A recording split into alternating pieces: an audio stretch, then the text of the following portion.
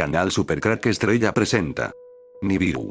El lugar donde vive nuestro yo original. Lo que viene en este vídeo no lo vais a encontrar en ningún otro sitio ya que es completamente mío. Mi teoría sobre lo que es en realidad Nibiru. Pues allá voy. Todos tenemos un yo original que vive en un lugar tan real como este donde estás tú.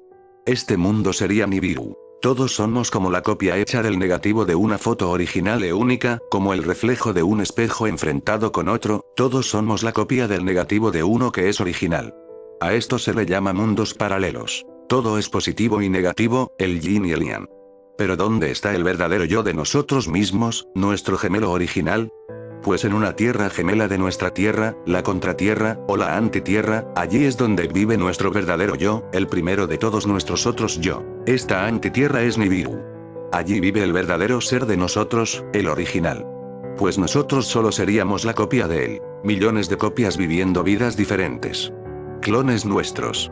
Pero al final solo debe quedar uno, el verdadero yo. Nibiru se atrae con su hermano gemelo Tierra, así como los polos opuestos de un imán. Nosotros solo somos reflejos de un negativo viviendo vidas paralelas. Explicado eso, ahora voy con mi teoría sobre Nibiru.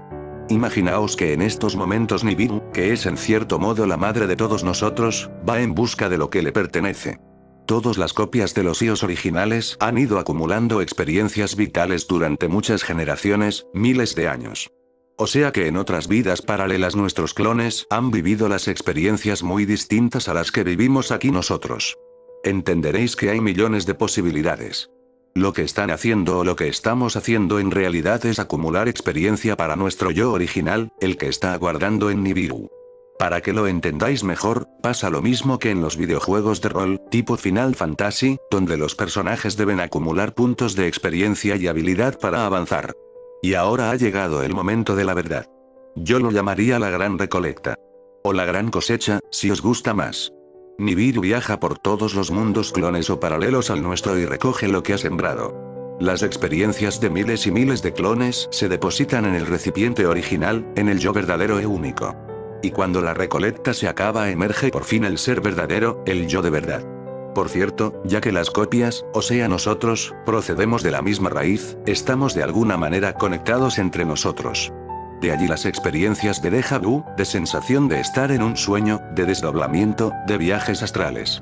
Lo que llamamos portales dimensionales son puertas a los mundos paralelos, que están todos conectados entre sí, formando una red infinita. Y la Tierra es el cuello de la botella, a la que están conectadas todas las demás vidas.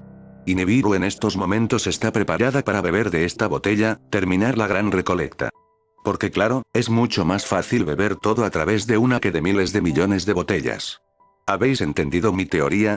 Espero que sí. Ahora sigo con lo que ya nos han dicho los medios de comunicación oficiales. Nibiru es una amenaza real para nuestro planeta. Debido a la gran cantidad de desastres naturales que están ocurriendo en nuestro planeta, muchas personas afirman que es debido al acercamiento de Nibiru, también conocido como el 12º planeta o el planeta 10º, y que muchos expertos advierten que podría causar una devastación global.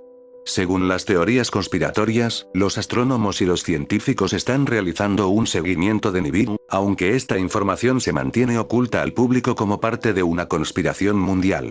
Pero según los conspiranoicos, ya en 2009 Nibiru era visible a simple vista desde el hemisferio sur. ¿Debemos preocuparnos? Discovery News también hizo su propia afirmación sobre la existencia de Nibiru en julio de 2001, un gran objeto descubierto en la órbita del Sol. El descubrimiento se trata de un extraño objeto de color rojizo en la órbita de Plutón, que ha reavivado la idea de que puede haber más de 9 planetas en nuestro sistema solar. Los descubridores estiman que es más pequeño que nuestra Luna y podría tener una órbita alargada, pero no ofrecieron más explicaciones. En 2012 varios medios de comunicación como la CNN, NBC, BBC o Al Jazeera informaron sobre la llegada de un misterioso planeta a nuestro sistema solar y que podría tener efectos devastadores. La CNN reveló que la propia NASA tenía evidencias sobre este acercamiento. Según filtraciones anónimas de empleados y científicos de la NASA, un asteroide llamado Nibiru va directo hacia la Tierra, con posibilidades de hasta un 30% de colisión.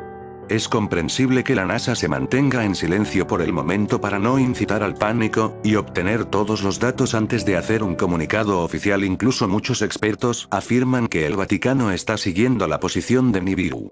El famoso padre Malachi Martín afirmó que cierto departamento del Vaticano, a través de la investigación en su observatorio astronómico, está supervisando la llegada de algo que podría ser de gran importancia en los próximos años. La teoría más verbalizada es la colisión de Nibiru contra la Tierra, que es lo lógico.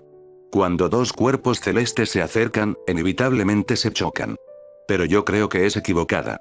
Se trataría más bien de una absorción por parte de Nibiru. Nos va a absorber, dejando el cuerpo muerto del planeta. Lo que llamamos alma será devuelto al lugar al que pertenece, a este yo original del que os hablé antes. Para nosotros sería como entrar en una niebla muy espesa. Nibiru es nuestra niebla. Al absorber toda la energía vital de la Tierra, esta, lógicamente, morirá. O quedará deshabitada por un largo periodo de tiempo. Como ya pasó en la época de los dinosaurios que se distinguieron. Pero ¿y si no fue así? ¿Y si fue otra gran cosecha de Nibiru, la misma que viene ahora? Luego la Tierra fue sembrada otra vez. Ahora se está acercando y provoca todos los cataclismos que estamos viviendo en el planeta. Y cada vez van a más y suceden con más frecuencia. Puede que haya llegado el momento, ¿qué pensáis? Si el vídeo te ha gustado, dale al pulgar arriba y suscríbete a mi canal. Hoy en Supercrack Estrella traigo el tema de los extraterrestres llamados blancos por el color de su piel. Los ringios. Estos seres son los causantes de millones de desaparecidos. El niño desaparecido en el año 1986 en Somosierra, Madrid, España, fue realizada quizás por estos seres. La gran pregunta de estos seres que viven bajo tierra es: ¿por qué realizaron un secuestro tan arriesgado con el niño de Somosierra, uno de los casos considerados por la Interpol los más misteriosos de Europa? La sensación que yo tengo es que estos seres de blanco buscan cosas muy concretas de los seres humanos, no todo vale para ellos. Estos seres de blanco, con su tecnología, controlaron el camión donde viajaba el niño y sus padres, lo estrellaron en un sitio donde a ellos les venía bien, y una vez el camión estrellado en la carretera de Somosierra, salieron disfrazados de enfermeros y cogieron al niño del camión para meterlo en una furgoneta. Los extraterrestres llamados blancos altos están entre nosotros. Los ringios. Procedencia. Vienen de un planeta de metal negro, en un universo gemelo moribundo. Tienen una colonia en las Pléyades. Altura, 20 metros. Piel, blanco perla, tendiendo al azulado o violeta. Cráneo, semejante al nuestro, o alargado. Cabello, blanco, largo y ralo, con entradas altas. Ojos, celestes, y de pupila vertical. Manos, delgadas y delicadas, con 6 dedos, todos del mismo tamaño. Vestimenta, camisón blanco, y medallón con una estrella de 6 puntas. Observaciones. En realidad, ellos son incorpóreos. Los cuerpos que usan, son una construcción artificial facilitada por sus aliados en este universo, los mantis. Los ringios son exhombres primigenios con ánima negra, forman parte del proyecto malo, se han visto sorprendidos en un antiuniverso moribundo, y como consecuencia, han perdido su ánima. Mientras su ánima se queda en nuestro universo y hace experiencia dentro algunos de nosotros. El estado actual los ringio es, pues, una entidad de solo espíritu y mente que, gracias a algunos enviados, parasita a algunos hombres de este universo. El ringio por lo tanto nos parasita para vivir gracias a nuestra energía y a nuestras emociones que ellos no pueden más experimentar de otro modo. La entidad ringio consigue también operar directamente en este universo, parasitando también a un alienígena, el 6 dedos, que es un cuerpo robot de aspecto seco e inquietante, con los cabellos blancos, rostro calvo, con muchas venas en cara y con 6 dedos en manos. Los ringio son parasitados a su vez por el demiurgo oscuro, o por un alguien muy próximo a él. Cada ringio tiene asignado a una persona parasitada, por el demiurgo oscuro. Haciendo una comparación con la mitología y religión, se puede asociar el demiurgo oscuro con el diablo, y los ringios a los varios demonios. Los ringios más poderosos tienen asignadas las ánimas de los abducidos, que son más peligrosas que otras, y que por tanto deben ser mayormente tenidas bajo controles latentes.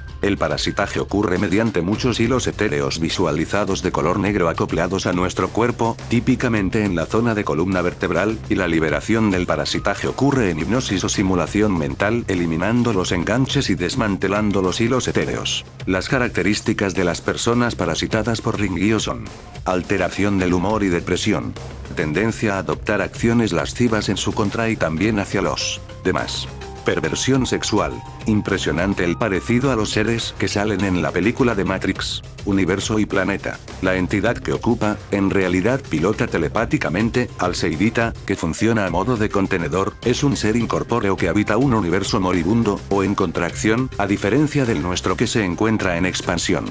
Por esta razón, nos referiremos a este universo como el antiuniverso. Los habitantes del antiuniverso son espíritus o jins, que están condenados a morir, precisamente porque nuestro universo está expandiéndose. Aparentemente, los estamos aplastando. Cuando los ejes del espacio-tiempo, ver cubo de la Golden Dawn, se solapen, concepto maya del no tiempo, su mundo se habrá extinguido para siempre. Que esto ocurra es solo cuestión de tiempo. Estos seres, atrapados en un mundo que se corresponde culturalmente con el infierno, consiguen operar en nuestro universo a través del monitoreo a distancia del androide Seidita. Su objetivo es ralentizar el proceso de decadencia irreversible de su hábitat succionando, por medio del parasitaje, la energía emocional de los abducidos. En realidad lo único que están consiguiendo, conocedores de su suerte desde muy antiguo, es alargar su propia agonía. A través de pantallas gigantes de color negro dispuestas en su planeta, son capaces de conectar con nuestro universo. Gracias a esta tecnología, pueden visionar en directo las abducciones, supervisándolas. Acostumbrados a la inmaterialidad, encuentran desagradable e inoportuno entrar en un cuerpo robótico, además, porque este ejercicio les requiere un desgasto energético. Los ojos de un Seidita se vuelven totalmente negros cuando la entidad ocupante los abandona, permaneciendo en un estado de stand-by, consumo en espera. Habitan en un sistema compuesto por una enana blanca y 12 planetas, de los cuales, el suyo es el quinto. Este posee 3 lunas y está formado por metal helado. Se observa una extraña sustancia de color negra, similar al petróleo, que forma lagos sobre la superficie.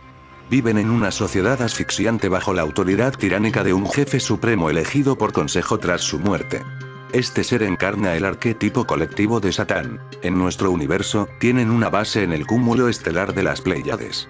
Curiosamente, Billy Mayer, famoso por su alegación de haber contactado con pleyadianos de aspecto humano, afirma que estos conviven con una raza proveniente de un universo paralelo que se hacen llamar Timar. Según Meyer, la base de ambos se encontraría en un planeta llamado Erra, en la estrella Taigeta, ubicada a unos 380 años luz de nosotros. Interferencia. A diferencia del Lux, que se asienta en el interior del cuerpo físico que desea drenar, la interferencia del Seidita es de tipo externa, multidimensional, y empieza intrauterinamente antes del nacimiento. Se trata también de la modalidad de parasitaje más salvaje e implacable que existe, llegando incluso a modificar el aspecto físico de sus víctimas. Estos seres consiguen anclarse a través de un hilo etéreo a la columna vertebral del sujeto anímico elegido, el cual corresponderá con un abducido. Sin embargo, su potencia es tal que el Seidita tendrá a su merced contenedores pasados y futuros en realidad copresentes, del sujeto explotado. También ellos serán manipulados y su energía utilizada para mantener el antiuniverso. Como si de terminales de videojuegos se tratasen, se interesan por la sexualidad de sus subyugados, conduciéndoles a todo tipo de depravaciones. Aquí nace el mito del demonio tentador. Su mecanismo de drenaje energético consiste en explotar las emociones humanas más extremas y oscuras, despertando el arquetipo sombra del inconsciente individual. Esta actividad los reconforta y los hace sentir omnipotentes. De hecho, utilizan a los abducidos para desahogarse de la presión característica de su sociedad, lo cual constituye una verdadera práctica de sadismo. Llevan a los elegidos a situaciones de vida límites, procurándoles enfermedades de origen desconocido y estilos de vida denigrantes que suelen terminar en depresión o el suicidio. Esto provoca frecuentes enfrentamientos con otras razas, principalmente con los humanos Cinquedita 5 dedos, que tratarán de apaciguar al sujeto, transmitiéndole mensajes de amor, cuando lo esté pasando realmente mal. Existe un objetivo encubierto detrás de esta bondad aparente. En realidad no pueden permitirse el lujo de perder ninguno de sus contenedores, estrictamente, es esta la visión que tienen sobre nosotros. Hay que tener en cuenta que a pesar de que el fenómeno abducción es de tipo multirracial, la verdad es que existe una colaboración pactada entre todos los grupos. Al Seidita no le importa que sus actos acaben con la vida de su fuente de alimentación, pues la energía liberada en estos casos es muy preciada y de alta calidad para ellos. Además, saben que el alma, la parte simultánea y eterna del ser, encontrará otro cuerpo para habitar, y como reconocen, cada día nacen nuevos niños sobre la tierra.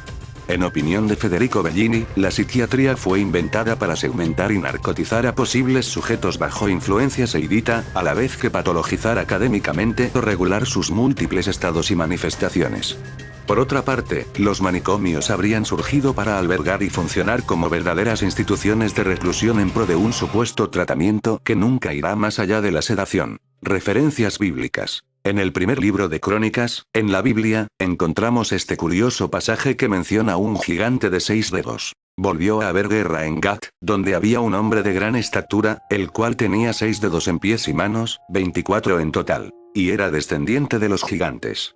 También en el Nuevo Testamento, en el libro de los Hechos de los Apóstoles, encontramos lo que parece una inquietante referencia a extraterrestres y la estrella de 6 puntas, usada por los israelitas, el mismo emblema que usan los seidita. Dios se apartó de ellos y los entregó a que rindieran culto al ejército del cielo, como está escrito en el libro de los profetas. ¿Acaso me ofrecisteis víctimas y sacrificios en el desierto por 40 años, casa de Israel?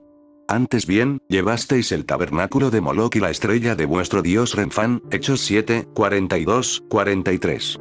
Si el vídeo te ha gustado, dale al pulgar arriba y suscríbete a mi canal. Canal Supercrack Estrella presenta. Taxistas de Japón atormentados por los fantasmas de las víctimas del tsunami. Todo el mundo recuerda el devastador tsunami que afectó a Japón en 2011 y que se cobró la vida de 19.000 personas. Pero con el paso del tiempo no todo ha quedado olvidado. Para los supervivientes de la tragedia, les persiguen las imágenes de muerte, destrucción y sobre todo de los fantasmas de las personas que perecieron en ese fatídico día. Existen numerosos informes sobre avistamientos de fantasmas por los residentes de la ciudad de Ishinomaki, en la zona de Miyagi, una de las zonas más afectadas por el tsunami, donde murió una quinta parte de la población afectada. En algunos casos la reconstrucción de las zonas afectadas han sido paralizadas debido a la gran cantidad de fenómenos paranormales que afirman ser testigos los trabajadores. Pero por suerte la cultura japonesa tiene una fuerte creencia sobre los espíritus y el más allá. Muchas personas que son víctimas de fenómenos paranormales han recurrido a la ayuda de los sacerdotes para así aliviar a las almas perdidas y ayudar en su paso al otro mundo. Otras personas solamente desean saber exactamente cómo murió su familiar y si su espíritu está en paz transmitiendo sus propios mensajes al espíritu. Fenómenos paranormales después del tsunami de Japón. Son muchos los residentes de las zonas afectadas por el tsunami de Japón que afirman haber sido testigos de misteriosas apariciones, como el caso de Satoshi Abe de 64 años, quien dijo a los medios de comunicación locales: escuché a las personas que trabajaban reparando el almacén de un supermercado quienes enfermaron a causa de los espíritus. Hubo gente que murió aquí, en todas partes, aquí y allá. La ciudad está llena de historias de este tipo. Otra mujer afirmó ver gente corriendo hacia las colinas, como si se tratara de una repetición de cuando intentaban escapar del tsunami. Shinichi Yamada escapó milagrosamente de las terribles olas que destruyeron su casa. Después de que pasó el terrible tsunami, Yamada recuperó 2 estatuas budistas de los escombros. Pero cuando las llevó a la nueva vivienda temporal donde él vivía, dijo que extraños sucesos comenzaron a suceder. Sus 2 hijos, de repente se enfermaron sorprendentemente y que un frío inexplicable parecía seguir a la familia a través de la casa. Dijo que su vida ha mejorado desde que puso las 2 estatuas de Buda en un templo. En 2 ocasiones cuando yo estaba en la cama, sentí que algo caminaba hacia mí, y sentí paso a paso a través de mi pecho, dijo Yamada. Aizawa, de 56 años, dijo en una entrevista que en su casa había visto gran cantidad de fantasmas. He visto fantasmas sin cabeza y algunos que les faltan las manos o las piernas. Otros están completamente reducidos a la mitad.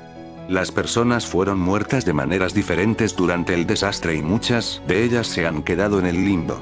Así que tiene un severo impacto sobre nosotros, los vemos igual que cuando murieron, dijo Aizawa. Otro caso es el de un conductor de taxi, quien dijo que él no estaba dispuesto a dejar a nadie en ciertas partes de la ciudad que fueron dañadas gravemente por el tsunami, por miedo a coger a un espíritu. Los conductores de taxis que cubren el área de la ciudad de Sendai, que se encuentra en la prefectura de Miyagi, en el noreste de Honshu, fueron testigos de muchas apariciones fantasmales. Según el diario Asahi, acontecimientos sobrenaturales comenzaron a ocurrir poco después del terrible terremoto y tsunami en marzo de 2011. Yuke Kudo, una investigadora de la Universidad de Tohoku, entrevistó a muchos taxistas y todos coinciden en sus testimonios. Uno de ellos relata: Alrededor de un año después del terremoto, cerca de la estación de Ishinomaki, me paró una mujer con un abrigo y me pidió que la llevara a la zona de Minamiyama, una de las más afectadas por el tsunami. Le pregunté si sabía que el área está casi deshabitada después de aquello. Al escucharlo, la mujer exclamó con voz temblorosa: «He muerto». El taxista pegó un grito y se dio la vuelta, pero el asiento de atrás estaba vacío. Otro conductor contó que un hombre joven se metió en su taxi y pidió que lo llevara a la zona Iriyama en las montañas. El coche nunca se detuvo antes de llegar a su destino, pero al llegar el taxista vio que no llevaba nadie en el asiento de pasajeros. Los taxis de Japón tienen un sistema que el taxímetro, cuando un cliente entra en el taxi, se enciende automáticamente.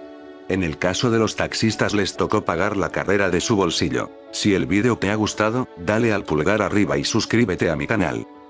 2. Mundo que cohabita. La ciencia moderna busca fuera de nuestro sistema solar nuevos mundos habitables similares a la Tierra. Y busca también la antimateria, aquella que es igual a otra pero que tiene características diametralmente opuestas. Los pitagóricos, hace más de XX siglos, ya intuyeron la existencia de ambas cosas y pretendieron haberlo hallado en el planeta Antichthon. Etimológicamente, Antichthon es una palabra griega que significa antitierra o contratierra.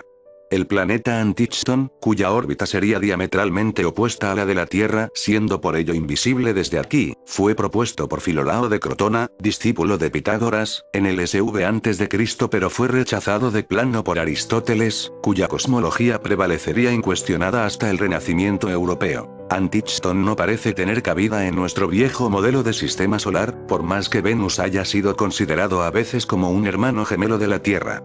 ¿Podría ser Venus considerado una anti-tierra, teniendo en cuenta que gira en sentido contrario y que tiene sus polos magnéticos invertidos con respecto a los de la Tierra? El eje de rotación de Venus es casi opuesto al de la Tierra, siendo su giro de rotación invertido. Pero para que la antitierra fuera diametralmente opuesta, debería tener el eje de rotación inclinado 2/3, es decir, 180 grados de inclinación más que el de la Tierra, que está inclinado 23. Partiendo de un concepto de gravedad como campo cíclicamente variable que se expande y se contrae cíclicamente, las posibilidades para la creación de modelos diferentes se abren. Porque un campo cíclicamente variable que se entrelaza con otro campo cíclicamente variable similar a él pero con una frecuencia de variación opuesta, da lugar en la intersección de ambos campos a un nuevo campo compartido cuyo dinamismo puede servir como mecanismo para explicar algunas cosas que permanecen inexplicadas por el modelo actual. Nuestro actual modelo de sistema solar no es completamente mecanicista. No existe un mecanismo que explique todos los fenómenos y muchos de ellos son explicados por medio de hipótesis creadas ad hoc para cada uno, hipótesis a veces remotas, o simplemente se dejan sin explicación alguna, como caprichos de la naturaleza que dispuso así las cosas o de esa entelequia usada como comodín por la actual ciencia llamada azar. Vaya, que las cosas son así por una puñetera casualidad y no hay que buscarle tres pies al gato. ¿O sí? La ficción ya nos habla de un mundo que no es ficción sino muy real. Contratierra es el nombre de un planeta ficticio en Marvel Comics.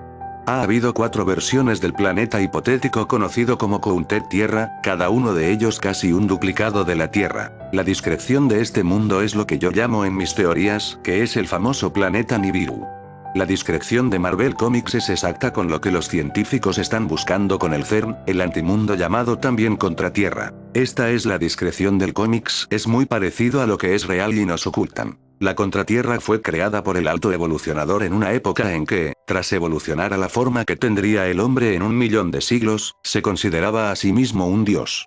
Su proyecto Alpha pretendía crear una nueva Tierra a imagen y semejanza de la antigua, pero negándole a la raza humana el instinto de agresión. En su asteroide artificial, el Alto Evolucionador llegó al lado oculto del Sol donde, a partir de una pequeña piedra, creó la Contratierra en el punto opuesto al de la Tierra original. Ante la mirada del ser conocido como él, que había sido encontrado por el Alto Evolucionador, bombardeó la piedra con rayos que incrementaron su masa y su gravedad, atrayendo incontables meteoritos, que alcanzó así el tamaño de la Tierra original, y de la Contratierra salió una réplica de la Luna. En 7 horas provocó la evolución de innumerables eras hasta que ralentizó el progreso del mundo. Cuando la evolución creó al hombre, el Alto Evolucionador purificó al nuevo Adán, purgándole del instinto asesino. Tras completar la tarea, agotado, se durmió, sin saber que era observado por el hombre bestia, el que había sido su mayor fracaso. Este mató a Sir Raham, el más fiel de los nuevos hombres, y provocó que la Contratierra repitiera los crímenes y guerras de la Tierra original.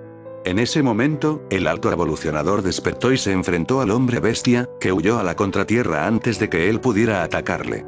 El Alto Evolucionador decidió entonces destruir su creación, pero aceptó la propuesta de él, quien se ofreció a servir a la raza humana de la Contratierra, persiguiendo al Hombre Bestia. Para evitar encontrar resistencia efectiva, el Hombre Bestia había privado a la Contratierra de seres superpoderosos. Por su parte, el Alto Evolucionador provocó que la Contratierra vibrara en un plano diferente al de la Tierra, desincronizada por un microsegundo, para evitar el shock cultural después de que la Tierra enviara un cohete no tripulado. Adam Warlock, nombre adoptado por él, se enfrentó al Hombre Bestia, que empezó a involucionar y desapareció para salvarse, ocupando el cuerpo de Rex Carpenter, candidato a la presidencia. Carpenter ganó las elecciones y utilizó el poder contra Warlock, al que llegó a crucificar. Warlock resucitó días después, devolvió al Hombre Bestia y a sus seguidores a sus formas originales y se marchó de la Contratierra. Algún tiempo después, el Destructor, por aquel entonces Heraldo de Galactus, descubrió la Contratierra y transmitió su posición a su amo. El Alto Evolucionador llegó a enfrentarse a Galactus, pero la chica invisible encontró otro mundo y lo ofreció a Galactus en lugar de la Contratierra gracias al Hombre Imposible. Posteriormente Spinxor, contratado por los Todopoderosos, trasladó la Contratierra para exhibirla en su museo de curiosidades. El Alto Evolucionador volvió a hacerse con la Contratierra y reinició sus experimentos genéticos. En un afán obsesivo para perfeccionar a sus nuevos hombres, poblaba con ellos ciudades enteras que luego exterminaba después de estudiar la sociedad desarrollada y analizar sus debilidades. Este ciclo causaba tal trauma violento en la muerte de sus pobladores que sus almas no lograban ir al más allá y quedaban atrapadas en pena formando el Consejo de la Angustia. Los escasos supervivientes de los exterminios se escondían en el Baja Ciudad bajo el liderazgo del Bajo Evolucionador.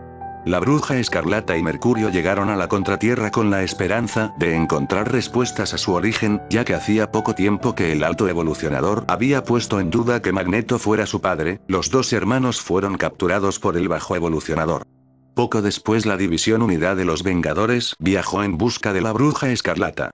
Aunque el grupo se dispersó nada más llegar, finalmente ayudaron al Consejo de la Angustia y los proscritos del Bajo Evolucionador a derrotar al Alto Evolucionador y ponerlo en fuga. Descripción. La Contratierra tiene el mismo tamaño que la Tierra, pero solo tiene un 1% de su masa, lo que provoca que su núcleo sea altamente inestable. Su geografía también es similar a la de Tierra.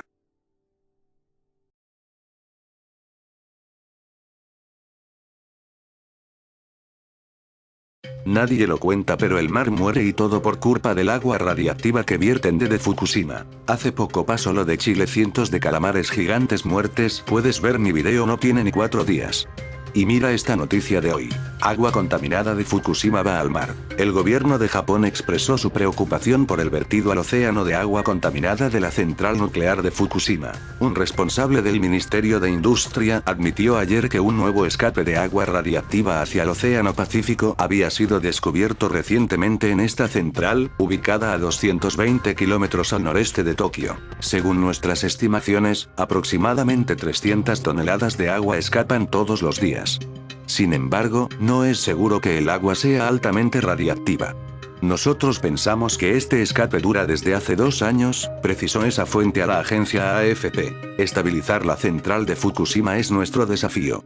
Y en particular el agua contaminada representa un problema urgente que suscita mucha inquietud entre la población, explicó Abe durante una reunión de un comité de crisis gubernamental para tratar el asunto. Impactantes imágenes de 4 cachalotes muertos en las playas de Inglaterra. Científicos investigan las causas de la aparición y muerte de familias de cachalotes en arenales del norte de Europa en lo que va de mes. El último cetáceo se descubrió este lunes en un antiguo campo de tiro de Lincolnshire, condado del noroeste de Inglaterra, que sirvió como prácticas con bombas durante la Segunda Guerra Mundial. A corta distancia de la misma costa, en la playa de Skegness, aparecieron 4 cachalotes moribundos este fin de semana. Cientos de curiosos se acercaron a los mamíferos el domingo y algunos presentaban grafiti en sus aletas y en el lomo. Entre los signos marcados en los cuerpos de los mamíferos se podía ver el signo de la CND, la campaña a favor del desarme nuclear. En otro animal, alguien escribió Mans Faun, en probable alusión al factor factor humano como causa de su muerte en la popular playa de Skegness.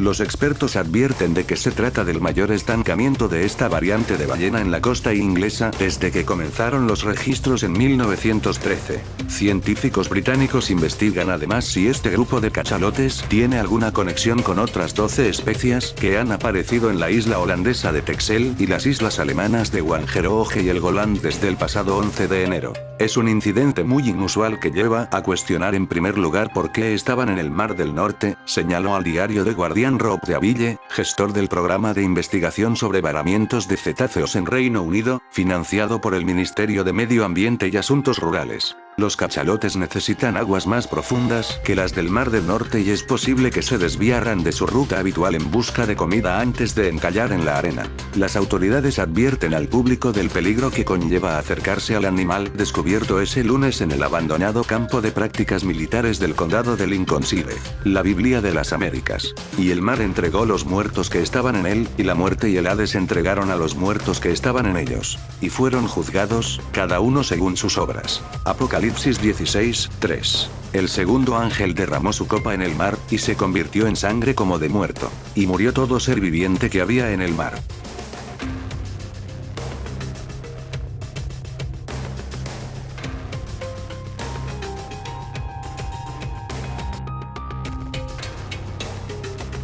Hace miles de años en la ciudad de Los Ángeles, Estados Unidos, California, los primeros españoles colonos descubrieron esta ciudad, pero no fue lo único que descubrieron allí. También descubrieron como de aquí, en su subsuelo había toda una ciudad de demonios, llamados por nosotros reptilianos. Los españoles combatieron a estos entes con los curas jesuitas y franciscanos.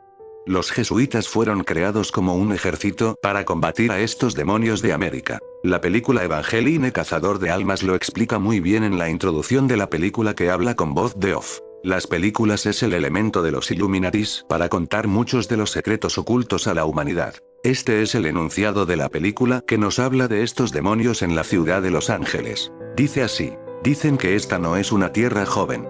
Dicen que es vieja, sucia y malvada. Antes de los colonizadores, antes de los indios, el mal ya habitaba allí. Esperando. Pero creo que nosotros alimentamos este mal con la avaricia, odio y sangre. Sacrificamos a nuestros niños, los que trajimos al mundo con amor y esperanza. Dejamos que la oscuridad se los llevara. Ahora están perdidos, sin dejar rastro, sin nombre. Puede que nosotros lo hayamos olvidado, pero ella no. Lo que sea que había allí, lo que estaba esperando, ahora ha despertado. Hay muchas pruebas de que esta ciudad de demonios existió. La misteriosa ciudad reptil hallada en Los Ángeles. G. Warren Shufelt comenzó en un proyecto de prospección minera en busca de oro y otros minerales utilizando un aparato de rayos X con sonda. En 1934, y una vez comenzadas las operaciones de extracción de oro en el lugar adecuado donde la máquina había indicado lo que ellos buscaban, Shufelt y los demás trabajadores descubrieron algo insólito, un inmenso laberinto de catacumbas. Shufelt, valiéndose de su aparato, logra trazar un mapa de esta ciudad perdida que incluso pasaba por debajo de la librería pública de la ciudad y otros lugares. Durante la posterior investigación, Shufelt logró entablar conversación con un indio Hopi llamado Hoja Verde y le contó lo ocurrido. Hoja Verde le relata que esa ciudad pertenece a una de las 3 ciudades de hombres lagarto del Pacífico. Estos lagartos construyeron esa ciudad después de una gran catástrofe que sucedió 5000 años atrás por una gran lengua de fuego y que los obligó a refugiarse bajo tierra.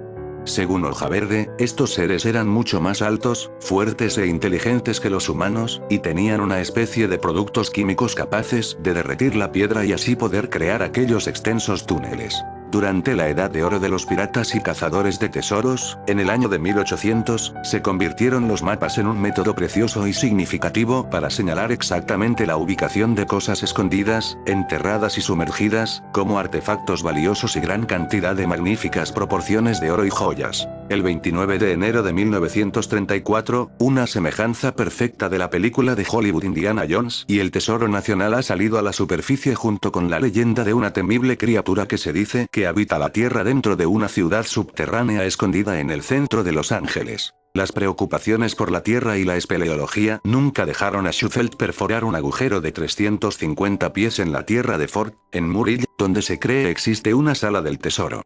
Sheffield misteriosamente desapareció y su cara nunca fue visto otra vez por el planeta, así como su famoso mapa de la ciudad subterránea. Si la antigua ciudad subterránea de los reptiles todavía permanece sin descubrir hasta hoy, ¿podría ser posible que todavía hay reptiles sobrevivientes que viven en la ciudad subterránea? ¿O encontraron una mejor manera de ocultarse a la vista y viven de nuevo sobre la superficie de la Tierra junto con nosotros los humanos? Los Ángeles fue fundada el 4 de septiembre de 1781 por 44 españoles con el nombre oficial del pueblo de la Reina de los Ángeles, nombre que se amplificaría como el pueblo de Nuestra Señora la Reina de los Ángeles de la Porciúncula, por el nombre que el explorador y misionero Juan Crespí le dio al río Los Ángeles en la expedición de Gaspar de Portolá en 1769. Dicho nombre deriva de Santa Maria degli Angeli, Santa María de los Ángeles, la localidad italiana que alberga a la Porciúncula, la capilla donde se originó el movimiento franciscano. Fray Crespí, Junípero Serra y los primeros misioneros de California pertenecían, en efecto, a la orden franciscana. El pueblo de Los Ángeles fue el segundo asentamiento seglar en la Nueva California, tras San José de Guadalupe. Su fundación se organizó por el gobernador de la provincia de las Californias, Felipe de Neve, bajo órdenes de Carlos III de España. Las familias pobladoras se reclutaron en las provincias de Sonora y Sinaloa. Las 11 familias representaban la gama racial de la sociedad del norte de la Nueva España. Eran de las varias castas, la mayoría mestizos, mulatos, e indígenas. Solo un español peninsular se encontraba entre el grupo. Por ley el terreno del pueblo se definía como 4 leguas cuadradas, o sea, un cuadro de 1 legua de distancia hacia cada punto cardinal desde el centro del pueblo.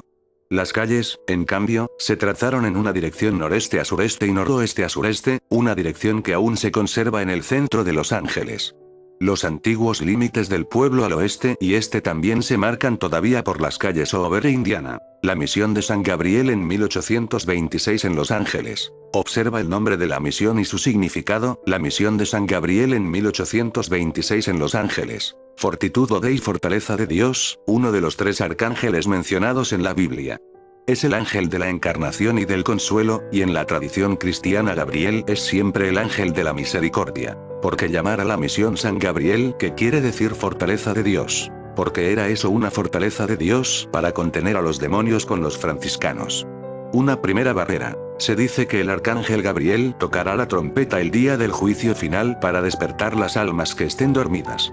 A veces este papel se le asigna también al arcángel Miguel, pero en el arte y la literatura el encargado de tocar la trompeta es casi siempre el arcángel Gabriel. Se dice que el arcángel Gabriel inspira a los artistas, cantantes, bailarines, poetas, escritores y todo tipo de creadores por ser seres humanos que cultivan la pureza. Por eso se le representa muchas veces con un pergamino o una pluma en la mano.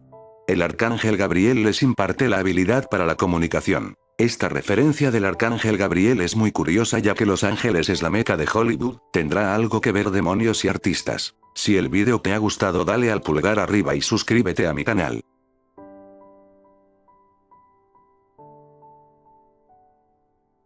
Canal Supercrack Estrella presenta. Richard Dad, el amigo de Osiris. Buceando por internet en busca de temas nuevos para mis vídeos, me he topado con un personaje muy curioso y casi desconocido para el gran público. Es un pintor inglés de la época victoriana llamado Richard Dad. Como ya sabéis, en mi canal hablo bastante sobre los portales dimensionales. Pues este personaje en particular tenía una visión del mundo muy interesante. Ya se conoce que todos los genios de la historia de la humanidad tenían un punto de locura. En sus vidas a menudo hay un acontecimiento, traumático por lo general, que desata la genialidad. Pero el despertar de dicha genialidad también trae cosas malas a sus vidas. Como la locura. Richard Dad pasó de ser un chaval normal y equilibrado hasta los 20 años para convertirse en un loco peligroso, al que encerraron en un psiquiátrico durante 40 largos años. Durante estos 40 años siguió pintando y sus cuadros son muy extraños. Es evidente que veía un mundo que nosotros no vemos. Que vislumbraba un portal y se asomaba para ver otras dimensiones. Es la sensación que me ha dado su obra. Especialmente el cuadro al que dedicó 9 años. Se titula El golpe maestro del leñador de las hadas. Dad está asomándose al otro mundo, escondido detrás de unos arbustos. Las ramas de los arbustos separan nuestras 2 dimensiones. No participa en la escena. Solo es un observador, igual que lo somos nosotros cuando vemos el cuadro. El detalle más escalofriante es que incluye a su padre al que asesinó en el lienzo. Por todos estos detalles Richard Dad merece un lugar en mi canal. Este señor de mirada alucinada es Richard Dad, 1817-1886, un pintor británico de la época victoriana que, por desgracia, no es demasiado conocido por estos lares. Era el cuarto hijo de un boticario de Chatham, un pueblecito del condado de Kent. Desde niño había tenido buena mano para el dibujo y a los 20 años se fue a Londres a estudiar arte. Rápidamente se convirtió en uno de los alumnos más prometedores de la Royal Academy of Arts y encandiló a todos con su buen humor, generosidad y simpatía. Hasta aquí, todo estupendo. En julio de 1842, Sir Thomas Phillips, un coleccionista ricachón de la época, decidió hacer el Grand Tour por Europa y Oriente Medio y contrató a Richard Dad como dibujante, para que le pintase souvenirs de los sitios que visitasen. Lo de las postales aún no se había inventado. Phillips y Dad recorrieron juntos Bélgica, Alemania, Suiza, Italia, Grecia, Turquía, Palestina y Egipto. Todo iba a pedir de boca hasta que de repente, durante una ruta por el Nilo, Dad empezó a charlar con el dios Osiris y a ponerse bastante violento. Su jefe lo atribuyó a una insolación y sin darle mayor importancia al tema, continuaron el viaje. Regresaron a Italia y pasaron por el Vaticano para ver al Papa en una de sus apariciones públicas. En cuanto Dad vislumbró al pontífice, sintió un impulso irresistible de atacarle, que logró reprimir con gran esfuerzo. Esta vez, Phillips se dio cuenta de que su dibujante había perdido definitivamente la chaveta y cuando llegaron a París, en la primavera de 1843, le envió de vuelta a Inglaterra. Tras un concienzudo examen médico, el doctor aconsejó a la familia que encerrasen a Richard en un manicomio, pero no le hicieron caso. Uno de los hermanos de Dad también estaba un poco tocado y el padre no estaba dispuesto a admitir que 2 de sus 6 hijos le hubiesen salido defectuosos. Las enfermedades mentales eran una tara en esa época. El 28 de agosto de ese mismo año, Richard le pidió a su padre que le acompañase de excursión a Cobham en el condado de Kent, para poder hablar largo y tendido de sus problemas. Después de cenar juntos en la posada, fueron a dar un paseo por el parque, y aprovechando que estaba oscuro y no había nadie cerca, Richard sacó un cuchillo y le asesinó. Aparentemente, Osiris había vuelto a comunicarse con él y le había dicho que su padre era en realidad el diablo. También debió recomendarle que huyese inmediatamente a Francia para escapar de la justicia. En el viaje de Calais a París, Dad intentó rebanarle el gaznate a un pobre pasajero que iba con él y que supuestamente era otro de los enemigos de Osiris. Por suerte, el hombre pudo defenderse y Dad fue arrestado por la policía francesa. Varios meses más tarde, le extraditaron a Inglaterra. Richard Dad pasó el resto de su vida encerrado en sanatorios psiquiátricos, primero en Bethlehem Hospital de Londres, donde estuvo 20 años, y luego en un hospital de Broadmoor, donde fallecería a los 69 años enfermo de tuberculosis. Contra todo pronóstico, fue un paciente tranquilo y pacífico que se pasaba las horas muertas pintando unos pequeños cuadros detallistas y minuciosos, plagados de hadas, duendes, gnomos y demás personajes mágicos. Esta obra, titulada Contradicción, Oberon y Titania, es la que Dad está pintando en la foto que vimos al principio. Tardó 4 años en acabarla y se la regaló a su médico, el Dr. William Charles Holt. Es una escena de la obra Sueño de una noche de verano de William Shakespeare, el escritor favorito de Dad.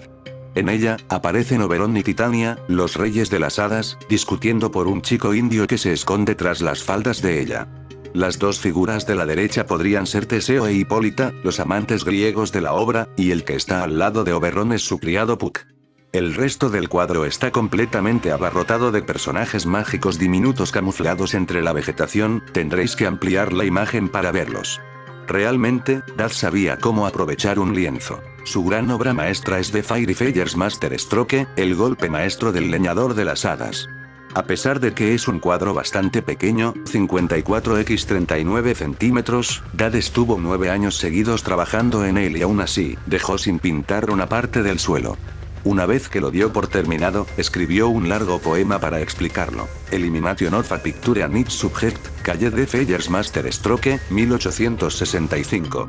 Hay que tener en cuenta que Dad no estaba muy fino y el texto resulta algo confuso, pero por lo menos, ha permitido identificar el tema representado y a muchos de los personajes de la obra. En el centro del cuadro, vemos al leñador del título, con el hacha levantada sobre su cabeza, a punto de dar el golpe maestro que partirá en dos una de las avellanas del suelo. La cáscara servirá para construir un nuevo carruaje a la diminuta reina Mab, descrito por el personaje de Mercutio en Romeo y Julieta. Su carruaje es una cáscara vacía de avellana, fabricado por la ardilla carpintera o el viejo gorgojo, inmemorial fabricante de carruajes de hadas. Y de este modo ella galopa noche tras noche por el cerebro de los amantes, provocándoles sueños de amor. Encontrar a la pequeñísima reina Mab dentro de este cuadro tan abigarrado es una misión no apta para impacientes, y tampoco para cegatos.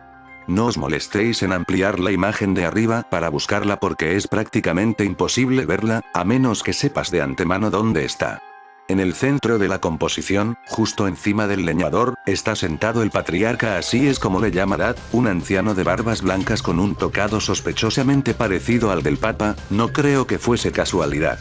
Tiene la mano derecha levantada para indicarle al leñador cuando debe asestar el golpe. La reina Mab está sentada dentro de su carro de avellana, en el ala derecha del sombrero del patriarca. La parte superior de su vestido es de color rojo y lleva una corona en la cabeza.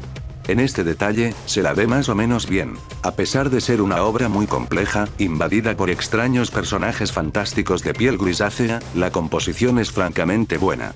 Entre estas figurillas y el espectador, Dad ha pintado unos cuantos hierbajos que nos excluyen de la escena, separando su mundo del nuestro, como si estuviésemos espiando desde detrás de la vegetación.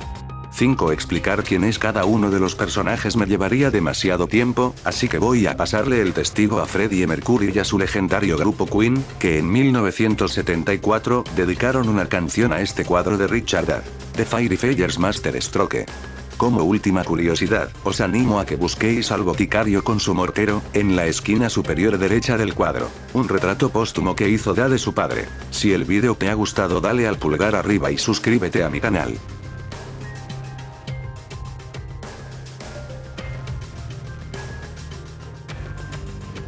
La madre Shipton y sus profecías. La madre Shipton, la mujer que profetizó la llegada de Internet, Facebook y Twitter. En el año 1555 la madre Shipton estaba en su edad madura, en la misma época que Nostradamus realizaba sus profecías. Esta mujer también realizaba las suyas en Inglaterra. Los dos vivieron en la misma época, y los dos usaron los portales dimensionales para viajar en el tiempo. Por alguna razón en aquellos años del 1540 al 1561 algo extraño ocurría en la Tierra que permitía a estos videntes moverse en el tiempo. La Inquisición frenó la presencia de platillos volantes. La Inquisición española no solo se caracterizó por castigar a moriscos, judaizantes, blasfemos, luteranos, brujas, sodomitas o una importante iglesia hereje, sino que además condenaba con su particular estilo a todas aquellas personas que decían ver determinadas luces o aparatos no identificados en los cielos españoles.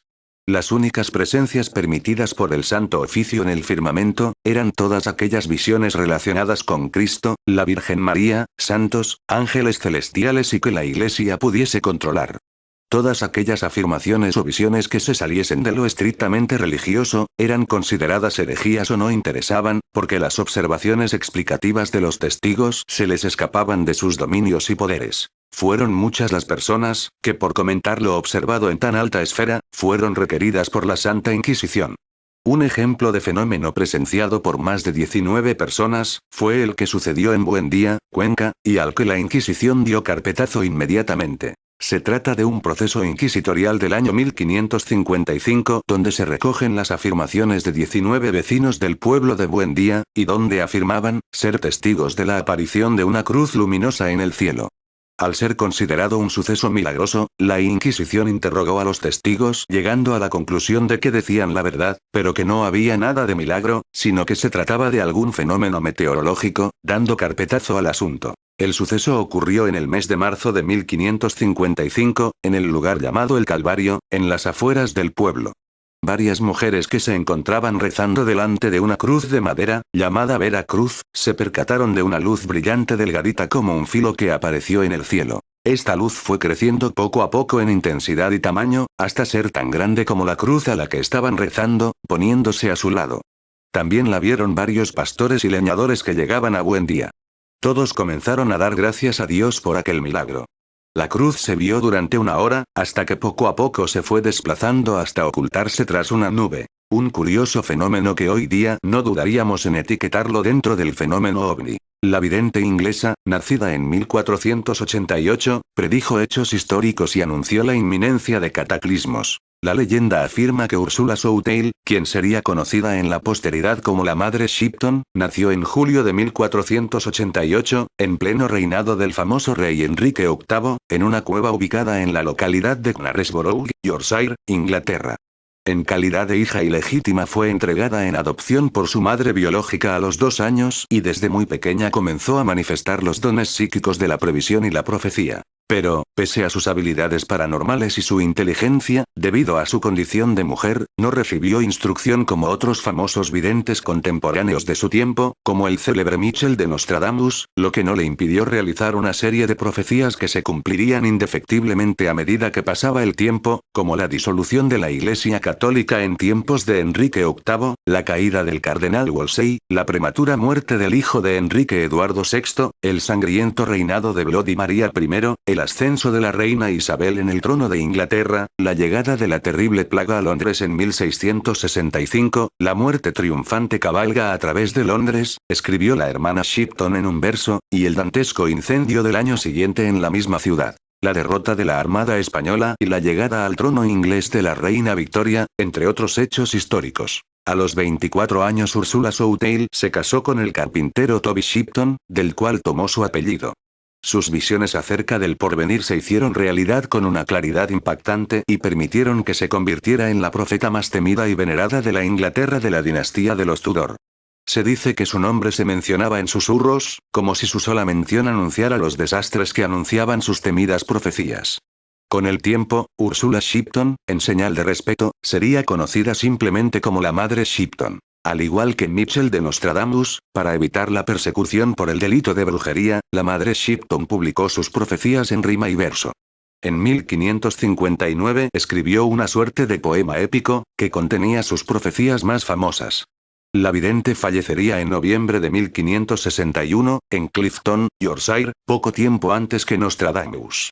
Fue enterrada, según afirma la leyenda, en tierra no consagrada en algún lugar de las afueras de York.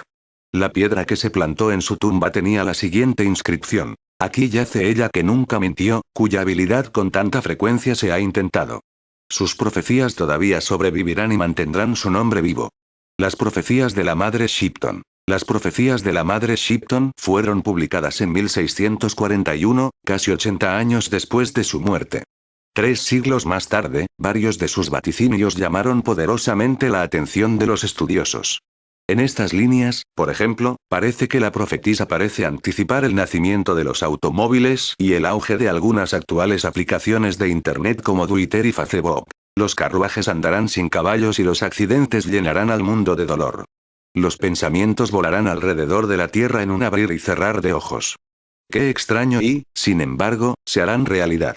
Otro vaticinio de la vidente inglesa parece anticipar el nacimiento del cine, la incorporación de los aviones y los submarinos a la guerra moderna y la temida llegada de la Segunda Guerra Mundial. Cuando pinturas parezcan ser vivas y libremente movibles, cuando los barcos como peces naden bajo el mar, cuando los hombres como las aves crucen los cielos, entonces la mitad del mundo bañado en sangre perecerá.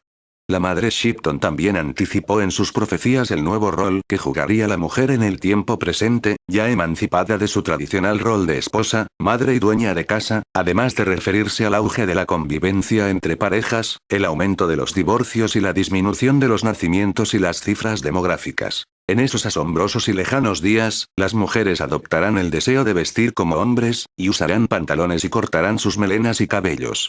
Cabalgarán a horcajadas con la frente de bronce, como lo hacen las brujas en nuestros tiempos, el amor cesará y ya no se casarán y los pueblos disminuirán al disminuir los bebés.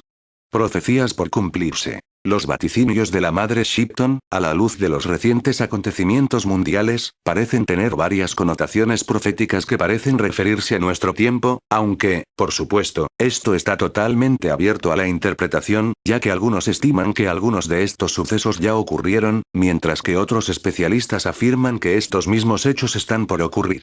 Como sea que fuere, en los siguientes versos, la vidente parece referirse al creciente poder actual que ostentan las dos grandes potencias del lado oriental del mundo, China y Rusia, además de la llegada de una especie de plaga o enfermedad. Los hombres amarillos ganarán gran poder del oso poderoso, a quien ellos ayudarán. Estos tiranos no tendrán éxito en dividir el mundo en dos, mas de estos actos nacerá un gran peligro. Y una fiebre intermitente dejará muchos muertos. Sin embargo, una de las profecías más aterradoras formuladas por la madre Shipton tienen que ver con el desencadenamiento de la Tercera Guerra Mundial, un conflicto que, supuestamente, estallaría en el Medio Oriente entre unas pocas naciones, y que, debido a la importancia geopolítica de la conflagración, traería aparejada la intervención norteamericana, lo que degeneraría en una guerra de alcances planetarios. Esa profecía dice lo siguiente. La guerra vendrá de donde mora el turco y el pagano que en feroz riña se enfrascarán buscando cómo aniquilar sus vidas. Cuando el norte divida al sur y en las fauces del león el águila anide, entonces el impuesto, la sangre y la guerra vendrá a cada humilde hogar. Como si lo anterior no fuera lo suficientemente terrible, la madre Shipton también habla del azote que sufrirá la humanidad debido a varios desastres naturales. Cuando el hombre se aproxime al último siglo, 3 montañas que duermen unirán su respiración y lanzarán hielos, llamas y muerte. Los terremotos engullirán ciudades y los mares subirán e inundarán regiones costeras. Sin embargo, la profetisa inglesa que nació hace 5 siglos también se refiere a un supuesto contacto de la humanidad con unos extraños visitantes, extraterrestres quizás, contacto que sería la antesala del nacimiento de una nueva forma de conciencia y, en definitiva, de una nueva era para la humanidad. Una serpiente plateada se verá y arrojará hombres de extraño semblante, mezclándose con la nueva tierra, estos extraños hombres aclararán las mentes del hombre futuro. Estos se mezclarán y mostrarán cómo vivir. Y la edad de oro se iniciará de nuevo. En muchas de las imágenes que muestro en este video de la madre Shipton puedes observar desde hombrecillos en su hombro, parecen extraterrestres. También hay imágenes donde se puede ver cómo está atravesado una especie de portal dimensional. Madre Shipton en realidad lo que hacía era entrar en estos portales dimensionales que se abrían en Francia y en Inglaterra, quizás abiertos por otros seres, quizás portales naturales abiertos en la Tierra.